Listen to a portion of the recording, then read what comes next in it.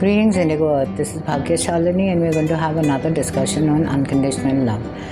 हम लोग पहले भी बात कर चुके हैं कि जो अनकंडीशनल लव होता है वो ईश्वर स्वरूप होता है। ईश्वर के 3 रूप हम मानते हैं, एक होता है अनकंडीशनल लव, जॉय और पीस, सच्चित आनंद। जो हम बात करते हैं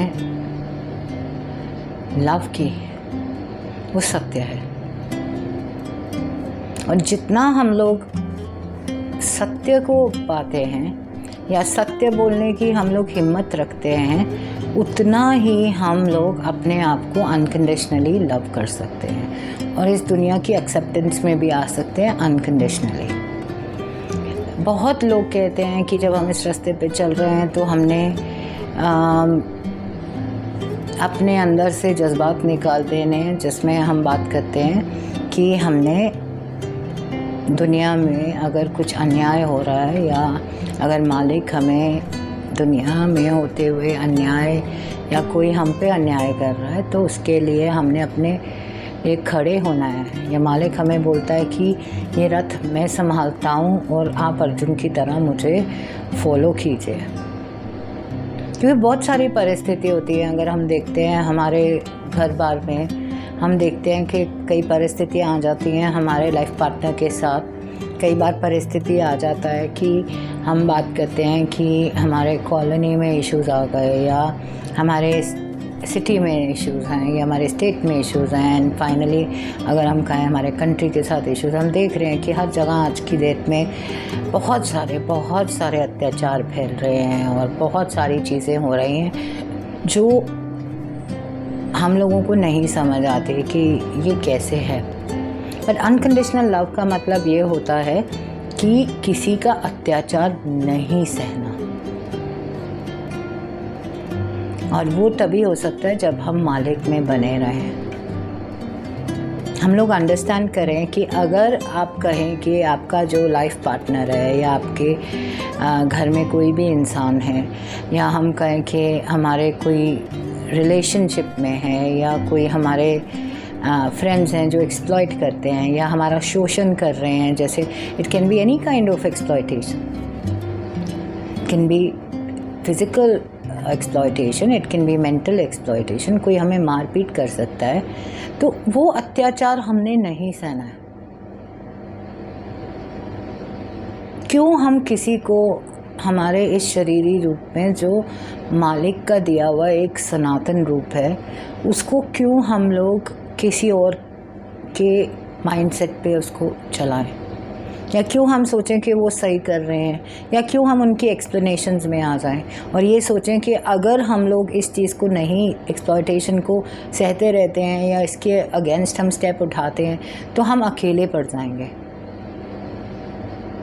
हम कभी भी अकेले नहीं हो सकते, क्योंकि मालिक हमेशा हमारे साथ है, वो हमारा हाथ कभी नहीं छोड़ता।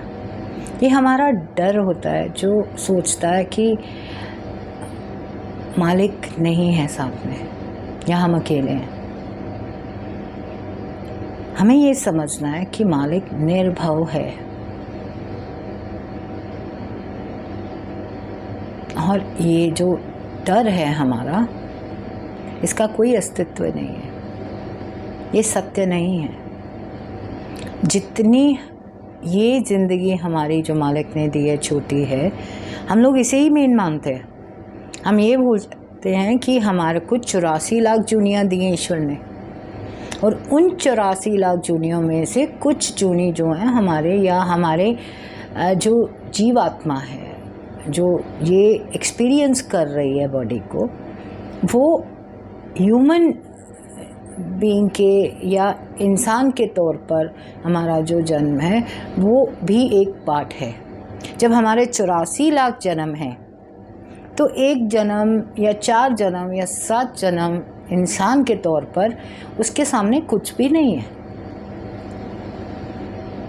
तो हम क्यों सोचे कि ये मैं हूँ? हम क्यों भूल जाते हैं कि आत्म स्वरूप जो है वो तो कभी भी मर नहीं सकता, और उसने इतने जीवात्मा के रूप ले रखे हैं। आत्मा का भी अंश होता है जीवात्मा।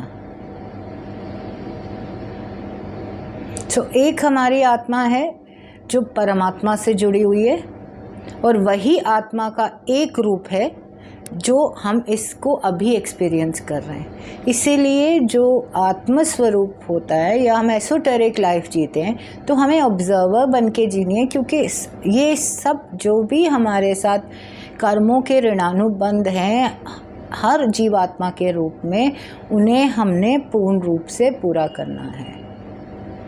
और जो ये जीवात्मा का रूप हम पाते हैं, मनुष्य रूप, इसमें ही हम लोग अपने कर्मों का ऋणानुबंध को ख़त्म कर सकते हैं।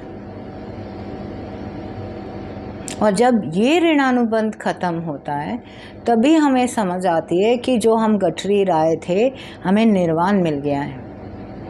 जो हम एक गठरी लाए थे मैल की, वो हमने धो डाली है।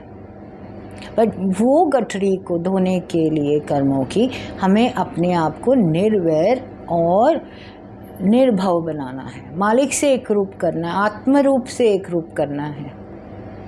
इस मैं के हव्वे को हटा देना है कि मैं ये हूँ, मैं इसका बेटा हूँ, मैं उसकी बेटी हूँ, मैं उसकी माँ हूँ, मैं उसकी बहन हूँ, मैं उसका भाई हूँ।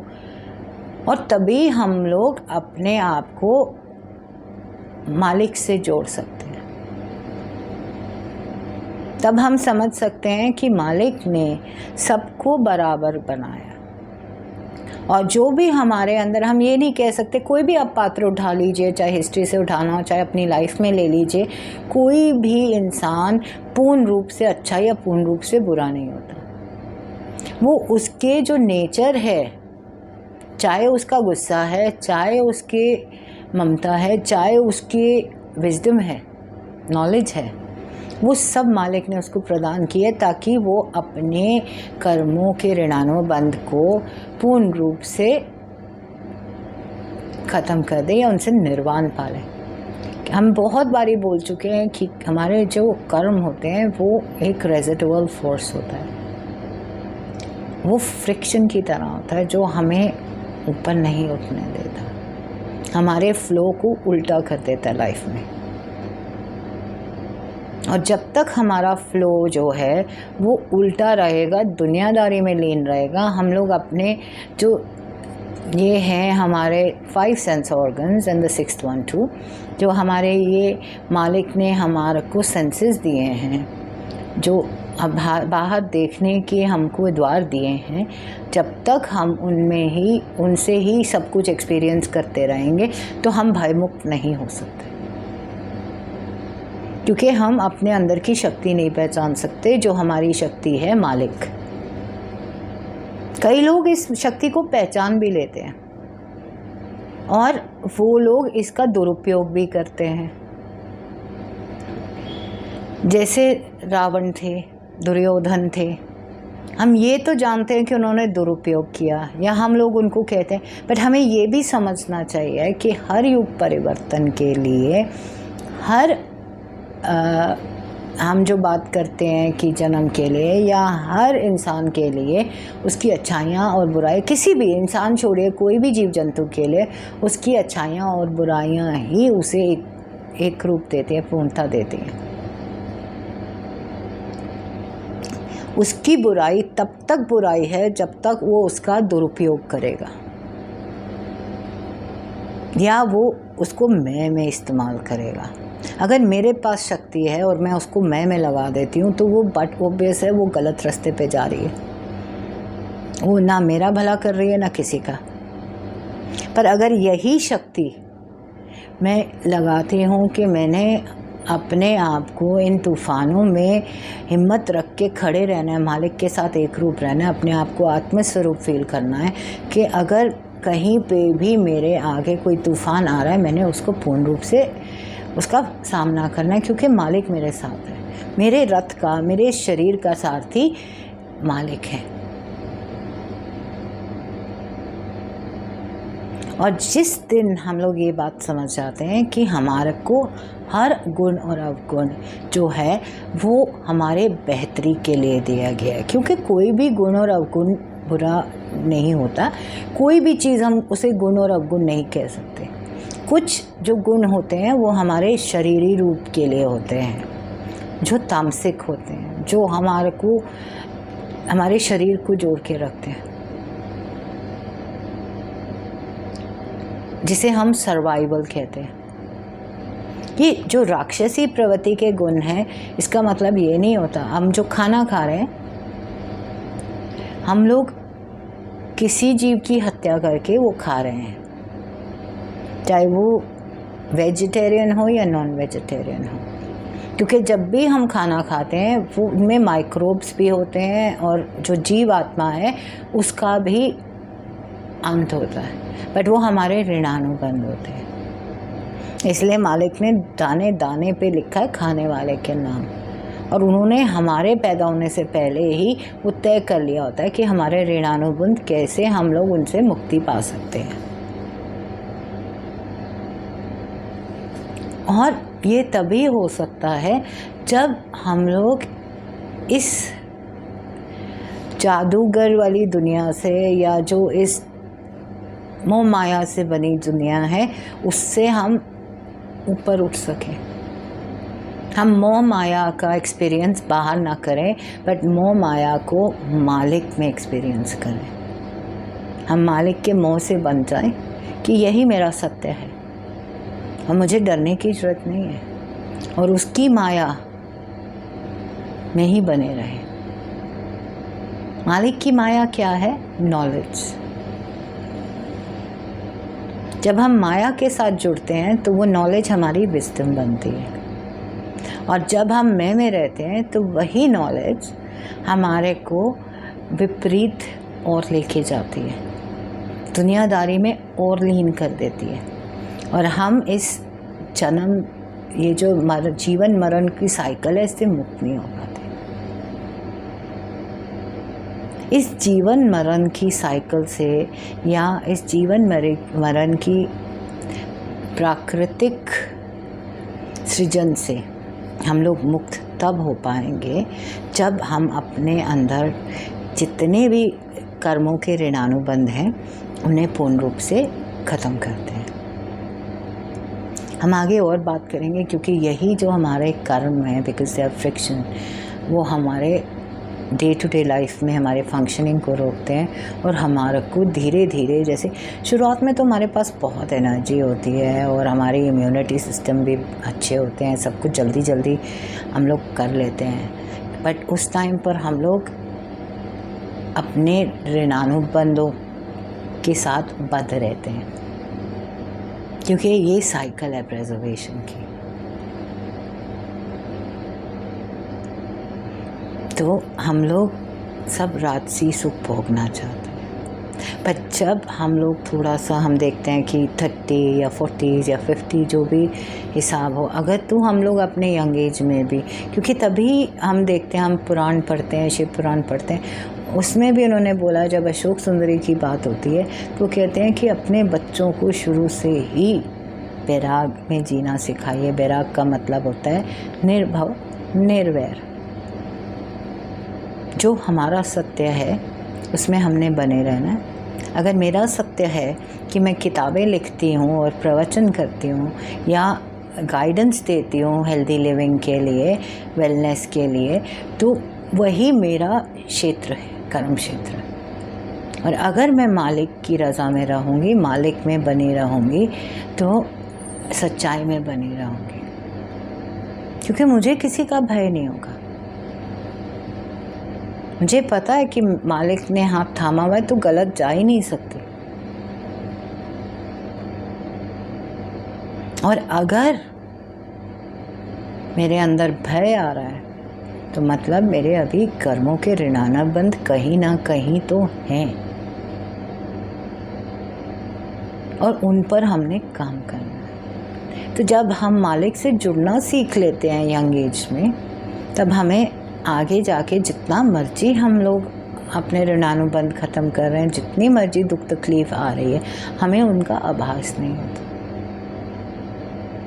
हमें पता है कि इस रास्ते पे चल रहे हैं तो ये सब चीज़ें हमने करना ही है, और ये तभी हो सकता है जब हम इनमें बने रहें। अगर राम ईश्वर का रूप है और उन्होंने जन्म लेकर वनवास भी काटा, उन्होंने रावण से लड़ाई भी की, उन्होंने सीता के साथ अपना विरह भी अपनाया, या उन्होंने अपनी माता की बात सुनकर घर को भी त्यागा, अपने किंगडम को भी त्यागा, तो इसमें उन्होंने ये दिखाया कि शरीर के साथ हमारे ऋणानुबंध आते हैं, एक तामसिक प्रवृत्ति आती है, और उन्हें हमें पूरा करना, पूर्ण रूप से पूरा करना ज़रूरी है। और जब हम रह रहे होते हैं जीवन में, कई बार हमें कर्म क्षेत्र में रहकर हमें ऐसे कुछ कर्म कर डालते हैं जो हमारे को अपने अगले जन्म में पूर्ण करना है, उनको साफ करना है, या उनसे मुक्ति पानी है, निर्वाण पाना है। जैसे राम ने कृष्ण जी का अवतार लेकर किया। जब हनुमान जी ने उनको बोला कि आप अभी ये जीवन नहीं त्याग सकते, तो उन्होंने कहा ठीक है, मेरी मुंदरी गिर गई, ऐसे ढूंढ के ला।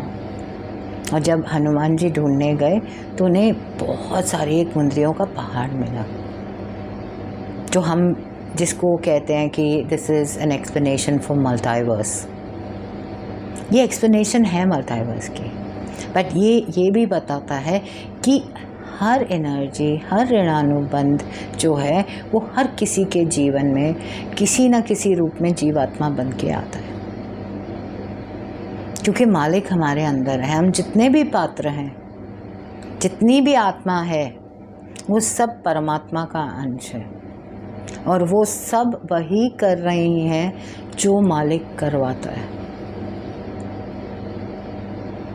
मालिक कहीं पे भी राम का रूप, किसी भी गैलेक्सी में, किसी भी ब्रह्मांड के कोने में वो सेम एनर्जी हो रही होगी जो हम अपने अर्थ पे एक्सपीरियंस कर रहे हैं, एंड दैट इज़ मल्टीवर्स। क्योंकि जितनी आत्मा है, जितनी आत्मा परमात्मा की निकली हुई हैं, परमात्मा का अंश है, वो सब उसी एनर्जीज़ को अंडरगो करती हैं। इसीलिए ना कोई छोटा होता है, ना कोई बड़ा होता है, ना कोई रास्ता अलग जा रहा है, ये तो हम रास्ते पैदा करते हैं। और जब हम ये रास्ते पैदा करते हैं, हम अपने आप को मालिक से दूर करना शुरू कर देते हैं। हम और भी चर्चा करेंगे इन चीज़ों के बारे में। Thank you so much.